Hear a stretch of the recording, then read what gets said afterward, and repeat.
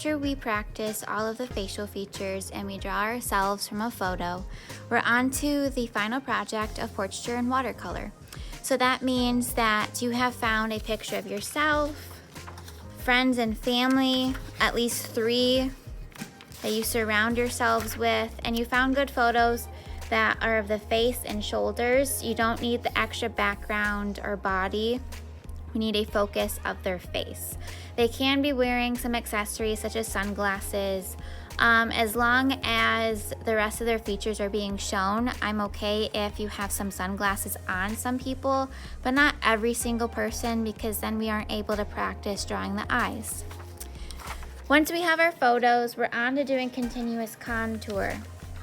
And continuous contour is drawing with one line, and we cannot pick up our pencil, meaning that we have to be open to making crazy lines, mistakes, and dealing with what we draw at first. So here's an example of my continuous contour of my face. So you'll see that there are lines all the way across everywhere over my face, and the direction of the line accents the form of the figure. So this line across my forehead for a wrinkle from raising my eyebrows is slightly curved to accent the round of my forehead. Same thing for my hair. The direction of my lines in my hair matter, so that shows that it's in a messy curly bun. And notice how also I don't have too many lines for my hair. I'm pretty selective on what I do. So think of it like dreadlocks, just select pieces and chunks of hair that really show what your hair is like in continuous contour. And then I also drew my hand and shoulders, just because that's something that's in the photo. You don't need all this extra stuff. So keep in mind that this angle is more difficult with the hand because it is from the side and you have slightly cut off pieces of the face that we have not drawn before. So I do that for my face, my sisters, my other sister, and my other friend from college. So you picked 3 people to draw in continuous contour. Now know that this is not my first attempt at drawing their face. So if I go to Courtney's face here, I drew her face maybe 3 times before I settled on the best one. So here's the first or second one I drew of her face, and I selected this one because it showed more of her unique facial features and her personality, more so than this one. I was struggling with the eyes and the nose a little bit and the correct angle of the mouth. You cannot erase your lines. What you draw has to stay. So if you're a perfectionist, this might be difficult for you.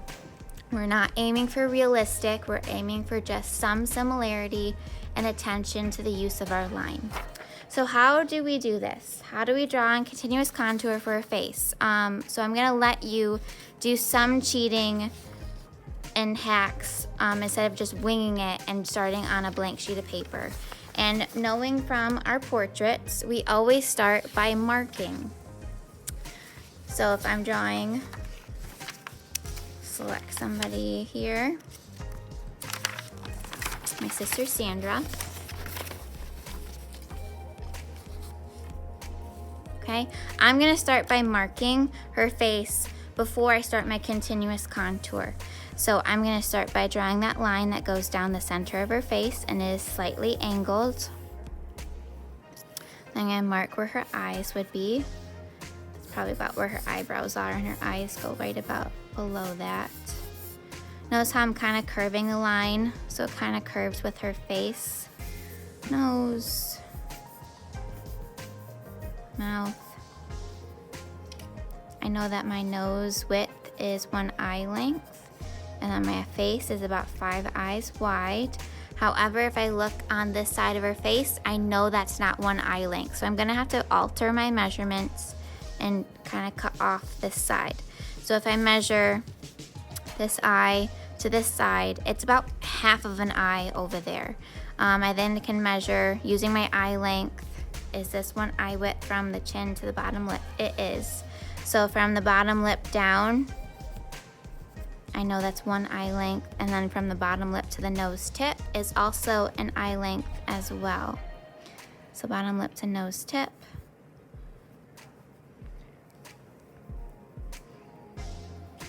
And then I can mark the top of her head, side of her mouth is middle of the eye, straight down from the middle of the eye down is where her mouth would be. Okay, so once I have everything marked that I need, or I feel like I need, I can then start drawing her face in continuous contour. So I'm gonna go ahead and start with that. And slow and steady wins the race. And I will be retracing my lines back and forth to get a feel for the face that I'm drawing.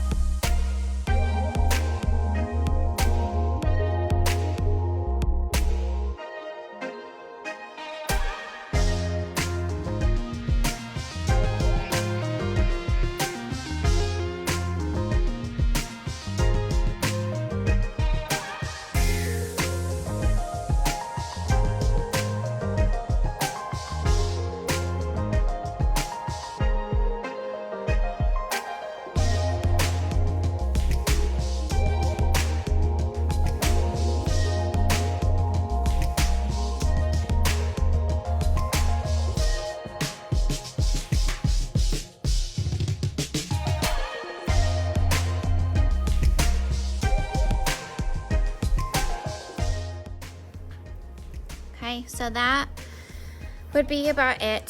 So that's my first one. Obviously, my final one has some more likeness of Sandra.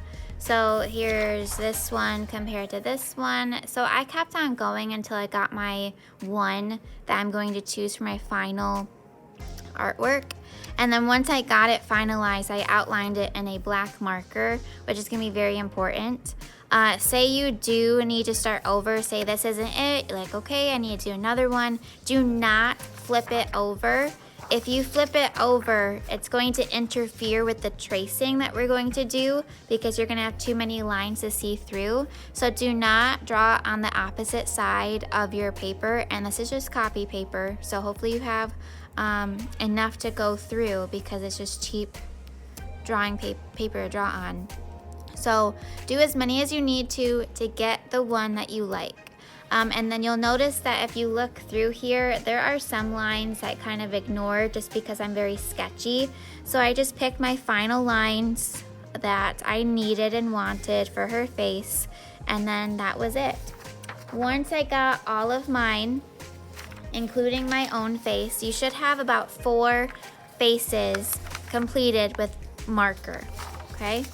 Once you get your 4 faces, you're then going to grab your watercolor paper and you're going to organize all the faces on this one watercolor sheet of paper.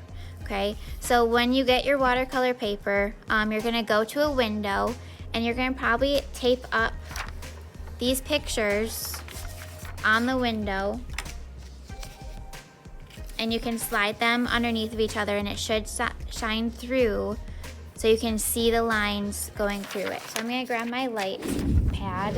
Okay, so I had to transition to my desk just because my light pad wasn't charged. So this is my light pad. I bought this for about 15 bucks on Amazon just because it has a lot of, it can charge by the computer, USB cord, and so forth, and it has a measurement. So if you want, you can invest in one of these. Otherwise, a window will work just fine.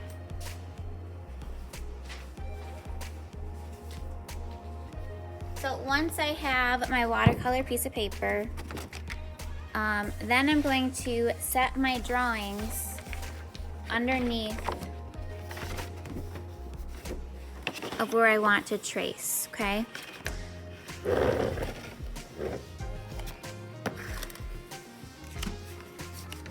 So if I set this one there, maybe I want to play around with, once again, if you're using a window, I would tape these drawings that are underneath to the window so they don't move. And then maybe I like how she is facing this way. I'm going to fit her underneath.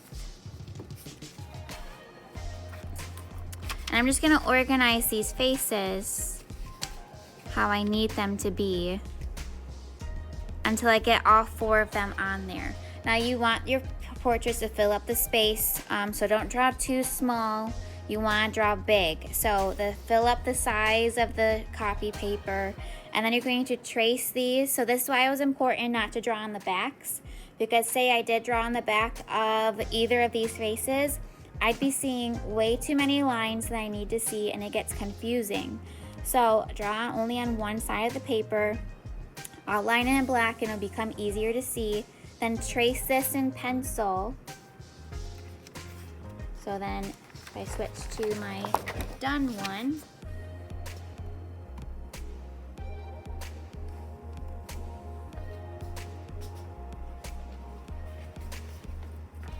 okay, then you can see I traced in pencil, then I start outlining in black marker. You can choose different colors of marker, however it has to be a permanent marker.